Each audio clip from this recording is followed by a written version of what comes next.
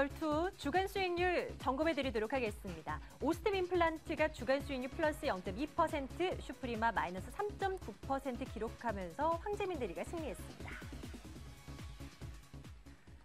네, 시장 분위기가 제 아무리 좋지 않아도요, 묵묵히 제 갈 길 가고 있는 종목들은 있습니다. 그런 종목들 찾아 나설게요. 자, 결투에서는 매일 두 분의 전문가와 함께하고 있습니다. KTB 투자증권 압구정 금융센터 정용현 대리, 유진투자증권 광화문 지점 황재민 대리와 함께하겠습니다. 두 분 어서 오세요. 네, 안녕하세요. 예, 안녕하십니까. 자, 두 분께서 가지고 와주셨던 종목, 오스템 임플란트부터 확인해 볼게요. 자, 대리님, 네네. 오스템 임플란트 한참 잘 나가던 중에 저희가 이제 추천을 했는데, 네, 맞습니다.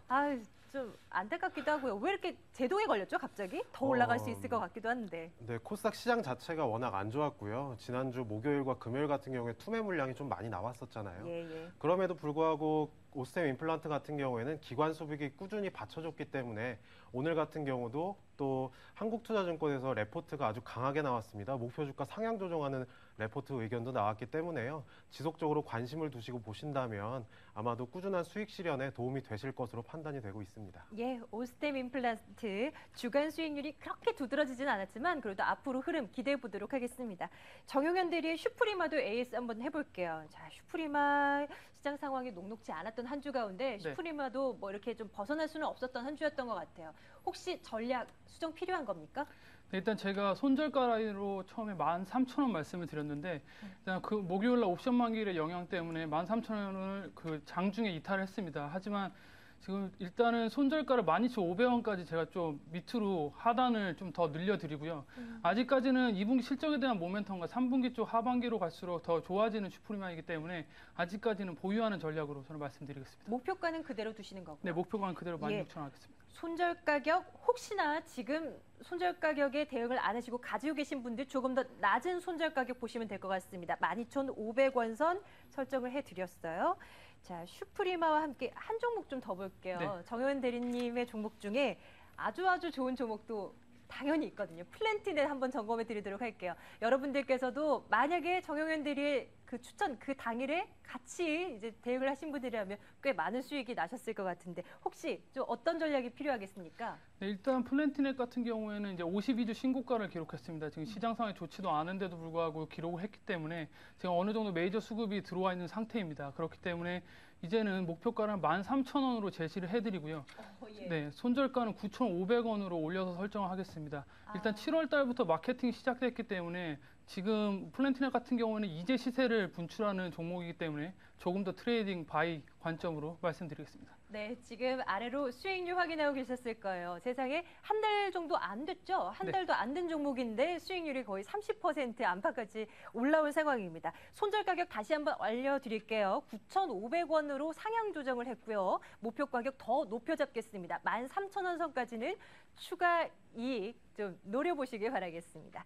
자, 두 분과 계속 함께 할 텐데요. 오늘 가져오신 두 종목은 뭘까요? 화면으로 만나보겠습니다.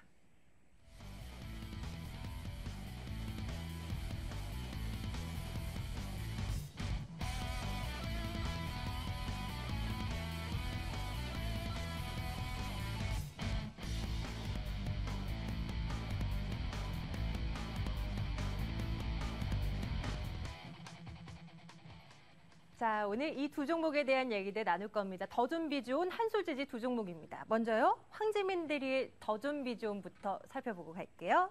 자, 대리님, 네. 오늘 이 종목은 어떤 투자 포인트로 가지고 나오신 겁니까? 네, 더존비전 같은 경우에 투자 포인트를 크게 세 가지로 한번 잡아봤습니다. 작년 같은 경우에는 좀 모든 기업들이 기업 투자를 늘리는 부분도 있었지만 코스닥 업체들은 좀 투자를 줄인 부분들도 있었거든요. 네. 근데 근데 이 더존비전 같은 경우에는 작년에 500억 원 정도의 과감하고 선제적인 투자를 통해서 인터넷 데이터 센터를 만들었습니다. 업계 최고의 사양 쪽의 장비를 보유하고 있고요. 수도권 외곽에 있어서 가격적인 경쟁력 면에서도 좀 우위를 보이고 있습니다. 국내 독점적인 ERP 시장에서 지위를 바탕으로 클라우드 환경에서 시너지 효과가 기대가 되고 있습니다. 두 번째 투자 포인트로는 빅데이터 시대의 진입인데요. 최근에 빅데이터가 계속해서 이슈가 많이 되고 있습니다. 동사의 성장성 확대에 큰 영향을 미칠 것으로 기대가 되고 있는데요. 국내 상장사에 1,800여 개 업체가 있는데 이 중에 50% 정도가 이 동사하고 거래를 하고 있습니다. 뭐 국내 기업 내에서 그룹웨어 같은 이런 프로그램들을 동사하고 같이 공유를 하고 있기 때문에 동사의 기업 정보가 모두 모여 있고 빅데이터의 효율성이 좀 증대가 될 것으로 판단이 되고 있습니다. 마지막으로는 정책적 수혜 기대감입니다. 최근에 종이를 사용하지 않는 전자문서에 대한 중요성들이 대두가 되고 있습니다. 대선 주자들이 뭐 전자정부를 설립을 하겠다, 그리고 정책 지시 클라우딩 컴퓨팅 서비스를 실시하겠다라는 얘기들이 나오면서 미래 전략센터 구축에 대한 정책적 수혜 기대감이 동사에게 지속적으로 반영이 되고 있는데요. 공인 전자문서 보관 사업을 동사가 진행하고 있기 때문에 최근에 수혜주로서 크게 부각이 되고 있기 때문에 한번 들고 나와봤습니다. 네. 혹시 오스템 임플란트처럼 이렇게 급등 이후 정체 기간이 나타나는 건 아닐까 이런 생각도 드는데 괜찮을까요? 네, 오히려 오스템 임플란트는 시장에서 관심은 그렇게 많지 않았지만 기관 수급이 받쳐줬기 때문에 상승폭이 좀 있었거든요. 네네. 최근 같은 이 더 좋은 비전 같은 경우에는 동사의 거래량이 수반돼서 시장의 관심이 매우 높게 나타나고 있습니다. 그래서 오히려 투자자분들이나 시장의 관심이 여러 군데 집중이 돼 있고 기관 수급이 지난주부터 매우 큰 폭으로 들어오고 있기 때문에 한번 관심을 가지셔도 좋을 것 같습니다. 네, 그러면 잠시 뒤에 더 좀 비중 한 어느 선까지 내다볼 수 있을지 또 체크해 드리도록 할게요. 자, 이번에는 한솔제주도 함께 확인해 보겠습니다. 자, 정용현 대리님. 네. 자, 한솔제지 요즘 괜찮은데 과연 얼마만큼 더 갈지 궁금합니다. 어떤 점에서 가지고 나오실 종목입니까?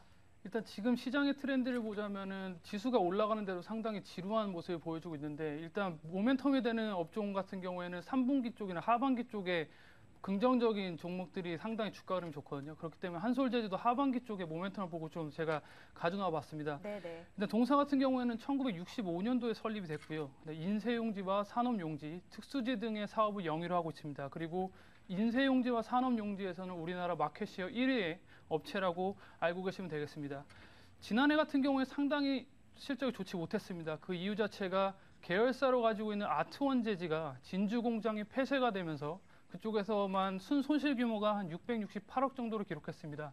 그리고 계열사 중에 또 하나인 한솔개발 같은 경우에도 상당히 뭐 건설사들이 좋지 못했죠. 그렇기 때문에 적자가 상당히 큰 폭으로 일어났는데요. 올해 같은 경우에는 어느 정도는 선방할 것으로 보여지고 있습니다. 그 이유 자체가 그 진주 공장 폐쇄에 따라서 고정비가 절감되는 효과를 가질 수가 있을 것 같고요. 그다음에 한솔개발 같은 경우에는 올해도 적자가 예상이 되나 작년보다는 나아질 것이라고 좀 예상이 되고 있습니다.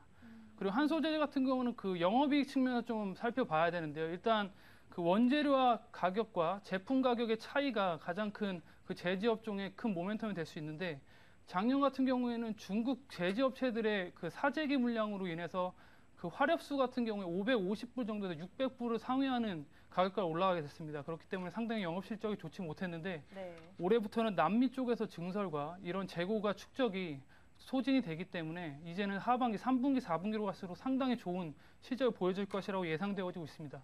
그래도 적자 예상되지 된다고 하지 않으셨어요? 그 적자 예상되는 폭은 계열사 쪽이기 때문에 그 실제적으로 일어나는 한솔제지 쪽에서는 네. 3분기, 4분기 때는 충분히 턴어라운드가 가능할 것이라고 지금 예상되고 있습니다. 펄프 가격도 관련이 있겠죠? 네, 펄프 가격이 가장 영업이익 측면에서는 가장 크게 영향을 미친다고 보시면 될 것 같습니다. 예, 네. 계속해서 하향 추세를 보여주고 있기 때문에 분명 한솔제주에도 긍정적인 영향을 미칠 것이라는 얘기를 하고 계신 것 같은데 한솔제지 과연 그러면 얼마나 올라갈까 궁금합니다. 최근 들어서 지난 한 달 동안의 주가가 상당히 좀 많이 올라왔어요. 네. 차트 한번 보여주시면서요. 앞으로 우리가 바라볼 가격대도 좀 설정해 주시죠. 네, 차트를 보면서 말씀을 드리겠습니다. 지금 제가 원으로 표시한 그 구간 자체가 약간 고점을 형성하면서 이 주가가 올라가지 못했던 자리인데요. 지금도 어느 정도는 추세선으로 봤을 때 좀 저항이 걸리는 자리입니다. 하지만 최근에 메이저 수급을 보시면은 투신과 기금 쪽에서 상당히 큰 수급이 들어오고 있습니다. 그렇기 때문에 이번에는 다시 한번 위쪽 방향인 52주 신고가 방향의 1,200원 가량인데 10,000원 정도로 목표가를 설정해 드리고요. 그다음에 손절가는 7,600원 말씀드리겠습니다. 예, 손절 가격 7,600원에 목표 가격을 10,000원으로 설정해 뒀습니다. 오늘 마감 가격이 8,500원 선인데요. 자, 이대로만 된다면 괜찮은 수익을 거둬갈 수 있을 것 같습니다. 한솔제지 기대해 보도록 할게요. 자, 황재민들이 더 좀 비조는 가격대 어느 정도로 설정해 두면 좋겠습니까? 네, 일단 목표가 같은 경우에는 1,500원으로 제시를 해드리겠습니다. 차트를 보면서 설명을 드리도록 하겠는데요. 예. 기존에 9,000원 정도를 돌파를 해주면 강한 상승들이 나타나는 모습이 있었습니다. 파란색 원으로 설정된 부분인데요. 파란색 원으로 설정된 8,500원에서 9,000원 정도를 돌파하면 항상 강한 상승이 나타났습니다. 하지만 노란 박스권 안에서 좀 머무르는 모습도 있었습니다. 올해 초였는데요. 이때는 작년 실적에 대한 부담감들이 좀 작용하는 모습이 있었습니다. 하지만 이번 같은 경우에는 저도 손절가를 8,500원 선으로 한번 제시를 해봤고요. 최근에 수급이 매우 중요하다고 말씀을 드렸었는데 기관에서 지난주 목요일에 8만 주, 그리고 금요일에는 22만 주, 그리고 오늘 같은 경우도 8만 주 정도의 수급이 유입이 되면서 네. 기관의 수급이 들어왔다는 것은 최근 시장에서 외국인이 빠져나가고 있는 상황에서 매우 중요하다고 판단이 되고 있습니다.